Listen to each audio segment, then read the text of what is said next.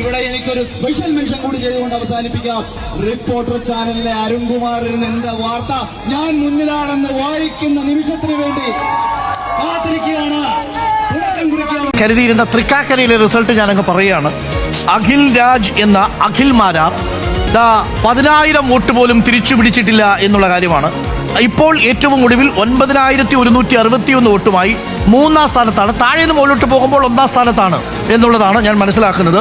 അതായത് ആം ആദ്മി പാർട്ടി കഴിഞ്ഞാൽ അടുത്തത് അഖിൽ രാജാണ്. താഴെ നിന്ന് മുകളിലോട്ട് പോകുമ്പോൾ 24,303 വോട്ടുകൾക്ക് അഖിൽ മാരാർ എന്ന അഖിൽ രാജ് എന്ന അഖിൽ കൊട്ടാത്തല ഇപ്പോൾ പിന്നിലാണ്. ആദ്യം യൂത്ത് കോൺഗ്രസ് ആയിരിക്കുകയും പിന്നീട് കോൺഗ്രസ് പാർട്ടിക്ക് വേണ്ടി പിന്തുണ പ്രഖ്യാപിക്കുകയും പിന്നീട് അവിടെ നിന്ന് തിരിച്ച് യുവമോർച്ചയിലേക്കും BJPയിലേക്കും ഒക്കെ വന്ന് അവിടെ നിന്ന് 2020 വന്ന് മത്സരിച്ച അഖിൽ മാരാർ കഷ്ടിച്ചു പിടിച്ചിരിക്കുന്നത് 9,161 വോട്ടുകളാണ്.